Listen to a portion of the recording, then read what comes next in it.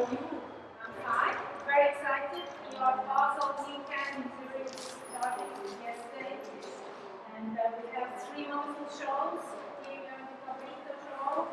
In the middle floor is Thomas Group. And upstairs we have Glenn Dupson and Victor McBride. But let me introduce you to the show of Pedro Favorito Rice, formerly known, and today we call it Favorito. Cabrita is one of the most famous artists, I would say, from Portugal. Yes. He's a very important figure in terms of abstraction, sculptures, etc. Yes. In this show, we concentrated more on the side of paintings, which he has chosen. And he's an amazing person, as he can find any object and he does something out of it. So if I show you this first piece here, where you see actually things which you come across in everyday life, and he puts it together and he makes a sculpture. Now, it may be things on the first view that is quite simple, but on the second view, you see the sculpture, you see the color scheme, you see the material what he uses. This also could be a bronze, you know, if you wouldn't know and you just would have a glimpse, and this is exactly the thing. So if you look around, there are many objects which you can find actually who are sculptures, like this. You know, if you look at the form here, you know what it is made from. But if you abstract this and you just, you know, don't look at exactly what it maybe could be, you just take it as a form, as a sculpture, yes, then it becomes a wonderful object. That's how he plays around to sharpen our eye for everyday life. And if in this show we have a focus on the paintings. Hello. In this show we have a focus on the paintings. And so we have here, this is one of the masterpieces, I think, personally, of Favorito. And when I look at this, for me, I just see a piece. Then I see the scene. You know, he's from Portugal. During the coffee time, he lived where he also has a bar from the sea. So this is for me like the perfect sea view. And in terms of the fantasy of the colors, which you only really can see when you stand in front of it, you see it would be like clear water.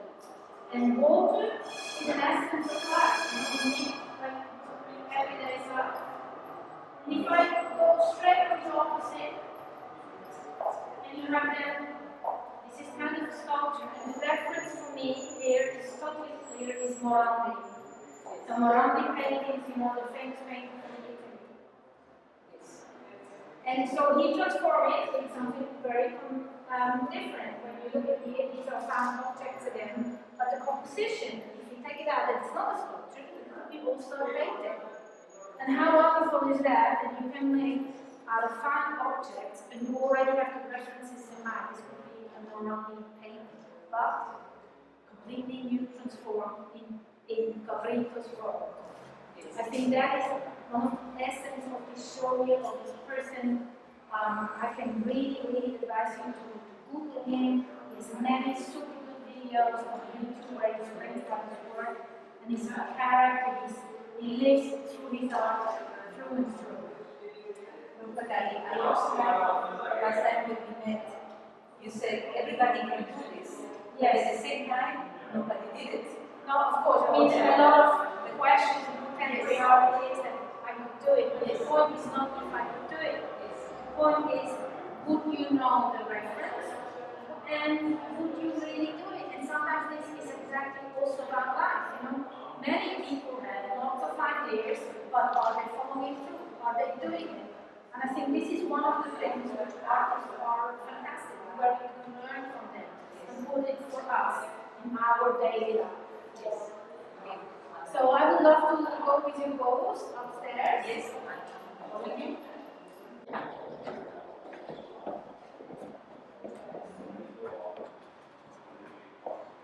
So here we are in the middle floor of our townhouse. Here is also our offices. This is where we work, and we have one philosophy. We hang here the works because we want to see how you can live with it, and it does inspire us for our own work. And obviously, people welcome to sit with us down to talk about art, because this is also very important for us. A lot of people have in mind that galleries is only for very exclusive people. Yes. But we have the attitude, no, everyone is welcome. It's our job actually to mediate ways from normal life to art life. And this is our job, and we love doing it.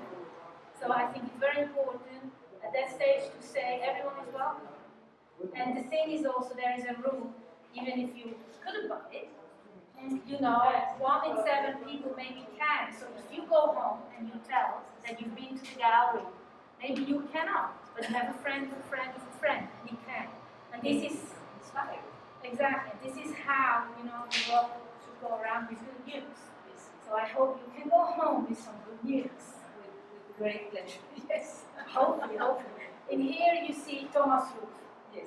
Thomas Ruf is a German artist, and I would say he's a maestro in photography.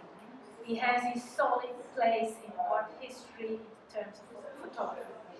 We have several works from different series.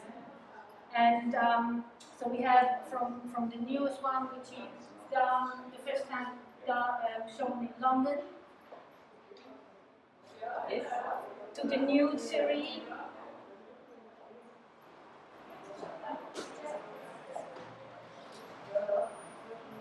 through to the negatives.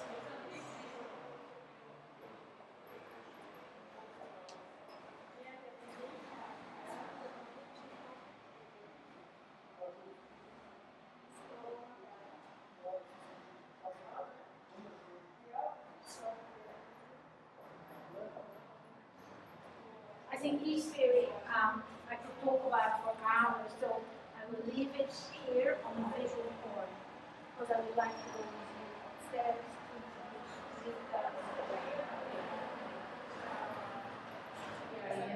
I have to say again, another fascinating part, because every room, every floor is a story. Yes, we do this normally actually on purpose, that we show on all 3 floors different artists. So you can get a glimpse of our program, which is very big and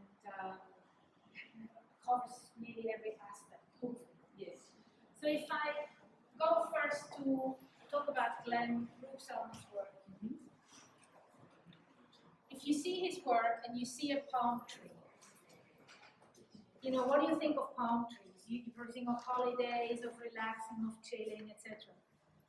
The artist is from Los Angeles, he's from LA, and palm trees are actually not from LA, they come from Asia. Yes.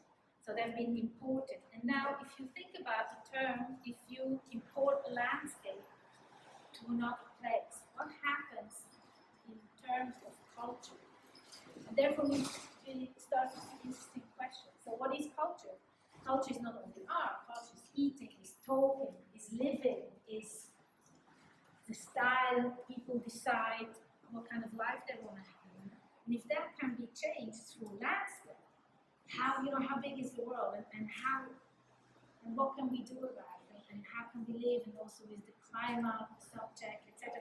It has an immense power with all the implications. This one is Rita McBride.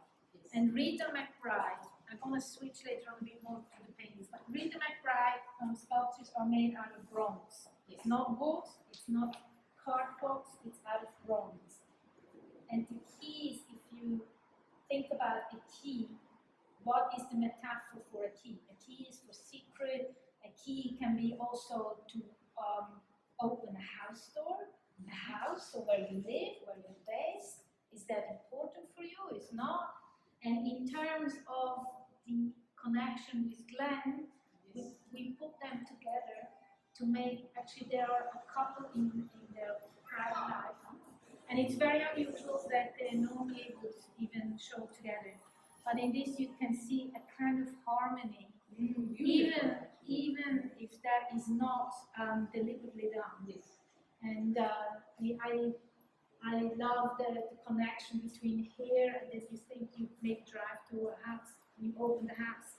And the house is, where your base is, where your soul is, etc. And on the painting, I just want to mention a couple of different words about painting. If you see here, we don't know if you can see very closely, and that's the difference between digital and live. You have here the violet parts, or he draws and paints with the violet parts here. And if you go further away, that gives kind of a three-dimensional turn, which I think is very interesting. If you look at the painting and it has from 2D, 3D, you can't really exactly say.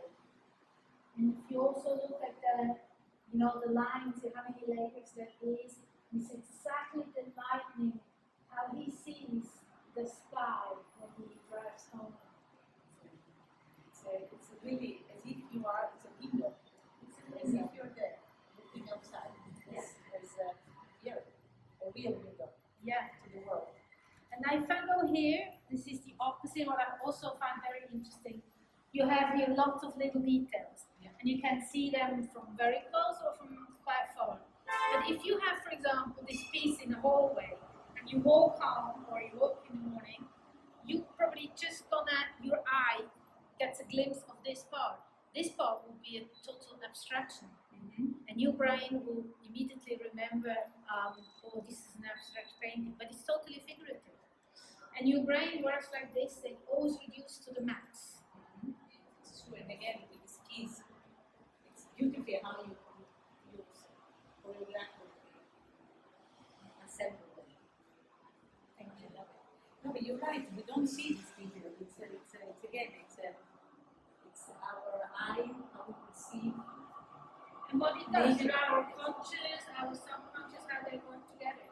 I think this is also very important. And we can't help each other. You cannot say, I'm not thinking that, because you don't decide. It's your brain who decides. And I think this is so powerful in art, when you're actually completely powerless and your soul's taking over. And this is, this is one part why I love art so much. This is, But it's again so wonderful to be with you because we can feel already your passion, you're an inspiration in any case to be with, and it's wonderful to listen to your description, how you describe the artist. It's their voice, and beautifully done. Thank you, Andrea. Thank you that you came by.